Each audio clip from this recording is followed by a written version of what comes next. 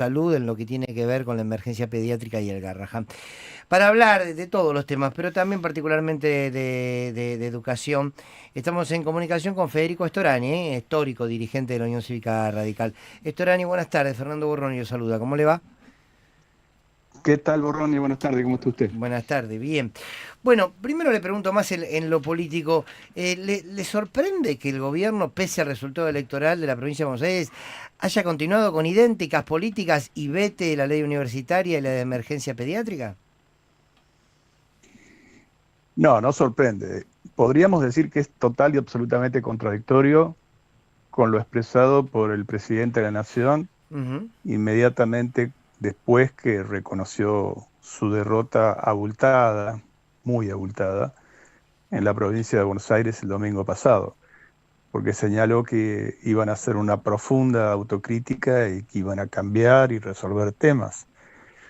Y todos presumíamos que la autocrítica empezaba por corregir algunas cuestiones básicas, como por ejemplo el veto sistemático de cuestiones tan sensibles, que además es un procedimiento excepcional y que se usa en este caso como un sistema, como un modo de gobierno, con una minoría densa en este caso, burlando el Estado de Derecho y lo que son las garantías, las normas constitucionales. Si bien está dentro de la ley, el uso y el abuso ya no está dentro de lo que son las costumbres más puras, digamos, del sistema democrático.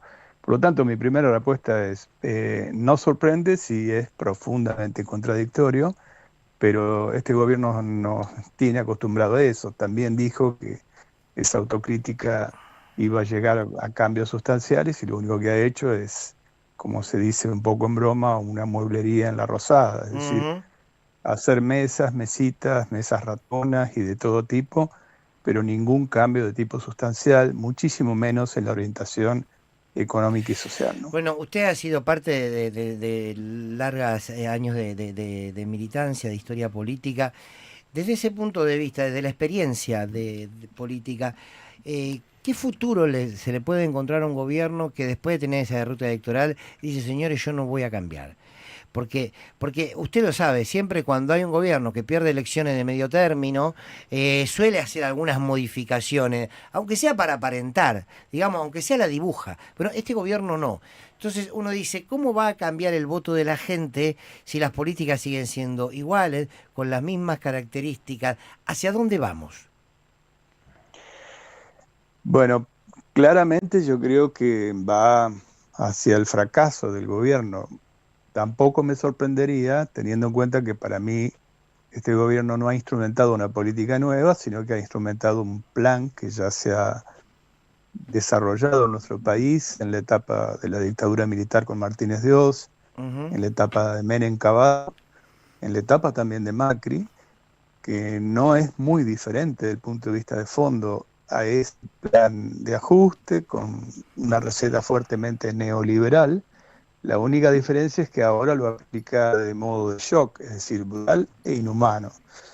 Y tampoco el shock es algo nuevo. Naomi Klein, una colega de ustedes, canadiense, estudió el tema del shock para aplicar recetas neoliberales y, entre otras conclusiones, decía que produce los mismos efectos que un acto de terrorismo. Inicialmente paraliza por miedo, pero luego Claro. comienza a cosechar lo que sembró. Si alguien agrede desde el poder a todos los sectores, a la salud, a la educación, a la infraestructura, al patrimonio, al medio ambiente, sin duda alguna, al salario, porque, a ver, acá el ajuste no lo pagó ninguna casta. Claro. Básicamente lo pagaron los sectores de ingresos fijos y muy particularmente los jubilados. Eso explica el ajuste, gobernando con un decreto de necesidad de urgencia que es manifiestamente inconstitucional y yendo del Estado de Derecho a un estado de excepción, cada vez más notable. Ujú. Por lo tanto, yo creo que va a empezar a recoger esta reacción del pueblo argentino, que inicialmente pudo haber estado con algún tipo de expectativa, pero que ahora ya está tomando conciencia del daño que le está haciendo a sus derechos conquistados con muchos años de lucha. Y frente a esto, ¿qué entiende que debe recuperar la oposición? Digo, la oposición no solo el peronismo, ¿no? Digo, las distintas expresiones que se ponen en este gobierno. Por cierto, el peronismo tuvo una impronta fuerte que lo vuelve a reposicionar de cara al futuro, pero ¿cuál es el tiempo de la oposición que usted entiende? Es buena la pregunta porque me permite usar un dato, diría empírico, de ayer mismo. Sí. Ayer hemos hecho un acto en la Ujú, Facultad de Derecho de la Universidad Nacional de La Plata para dar un título honoris causa, que es el máximo reconocimiento a los miembros del tribunal que juzgaron las juntas militares, con la presencia del gobernador de la provincia de Buenos Aires, Kicillof, y también con el intendente de la ciudad, Julio Olac, y el decano se podría decir que es de una orientación más bien cercana al radicalismo, como lo soy ujú, yo, ujú, y eso es un modo muy concreto, por causas nobles, de buscar identidad en denominadores comunes. No hace falta que nadie pierda su identidad o de dónde viene, pero hace falta encontrar en qué cosas podemos coincidir para hacer una defensa de lo que es en definitiva el patrimonio de los argentinos. Y eso estuvo en el acto de ayer, muy pero muy presente. Yo ujú. creo que la convocatoria que hizo apenas triunfó el gobernador de la provincia de Buenos Aires, Axel Kicillof, fue eso, un llamado muy amplio. En buena medida lo de ayer también ha sido una respuesta a este tipo de convocatoria, insisto, por una causa absolutamente noble, como es la defensa de los derechos humanos y la defensa del pacto o consenso democrático que pretendió ser cuestionado de una manera tan burda, con la consigna tergiversada, casi la máxima expresión de la banalidad del mal, Ah, podríamos decir, como decía Hannah Arendt, eh, del nunca más, ¿no es cierto? ujú. Pues la respuesta ayer fue no solamente nunca más violación a los derechos humanos, sino que vamos por muchos más derechos, porque la progresividad que caracteriza a los derechos humanos tiene que consolidarse y cada día también aumentar en una sociedad que es plural como la Argentina. El nivel de crueldad fue la característica evidente de este gobierno. Eso se continúa profundizando, ya lo venimos hablando, las políticas también. ¿Cuánto puede, cuánto puede dañar, cuánto puede dañar la interna de un gobierno a la propia gestión? Porque uno ahora ve, más allá de los nombres, que Karina se quiere sacar encima a Santiago Caputo y que Caputo a Carini, que qué sé yo, ¿cuánto puede dañar? Porque uno lo que ve es que aquí no hay espacios políticos que conforman un gobierno. Como puede ser una alianza o como puede ser distintos frentes del peronismo. Digo, parece más una banda, son banditas que se pelean unos con otros. ¿Cuánto puede dañar eso a la gestión de un gobierno? Bueno, muchísimo. Lo que pasa es que siempre de fondo fue eso. Claro. Desde mi punto de vista, por supuesto que yo no subestimo el acceso al gobierno, al poder de, de Milei se debió en buena medida a una fragmentación, a una decepción de la sociedad y recogió transversalmente esa decepción, ¿no es cierto? Se puede decir que el camino le fue asfaltado para que llegara al poder. Pero eso es muy efímero a la medida que no dé respuesta desde el punto de vista positivo.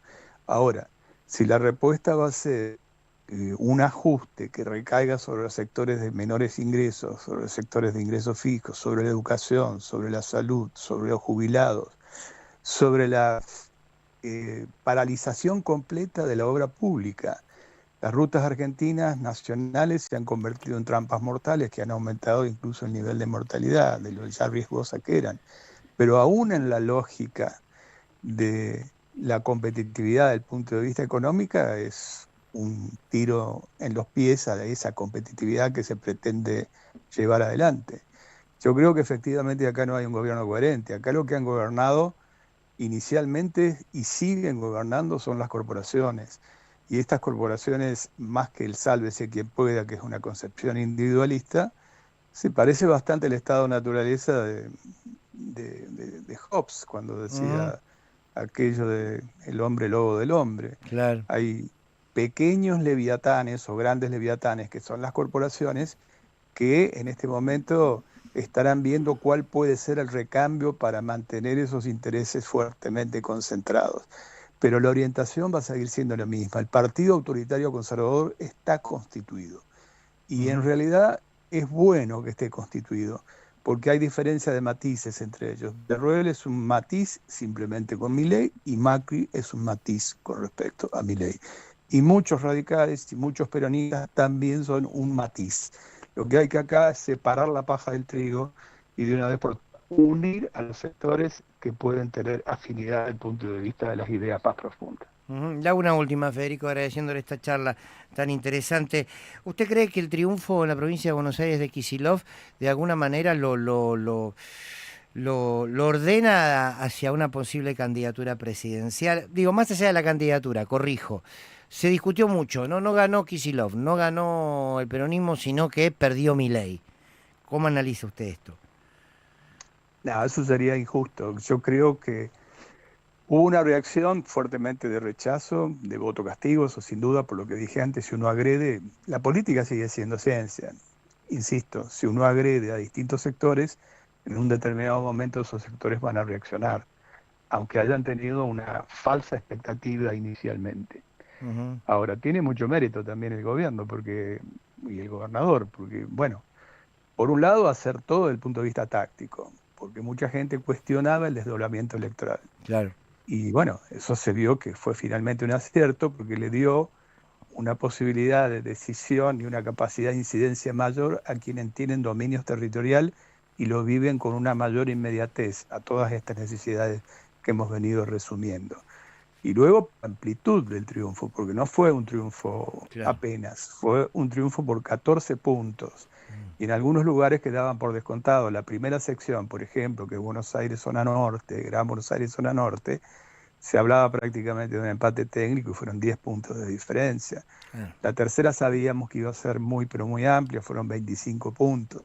Pero donde decía que iba a ganar muy, muy lejos la Libertad Avanza, por ejemplo, la sección quinta, que tiene como ciudad más importante Mar del Plata, ganaron apenas por 4 puntos. Entonces yo creo que hay un retroceso de esta concepción y hay un renacer de fuerzas de origen popular con sensibilidad social y que esto, por supuesto, es un castigo al gobierno, pero también es un mérito a quienes llevaron adelante este proyecto. Federico Storani, un placer, gracias por este rato. Bueno, muchísimas gracias a ustedes, a disposición. Bueno, Federico Storani, Storani, un histórico referente de la Unión Cívica Radical, analizando este presente tan complicado, sobre todo para entender hacia qué lado va a salir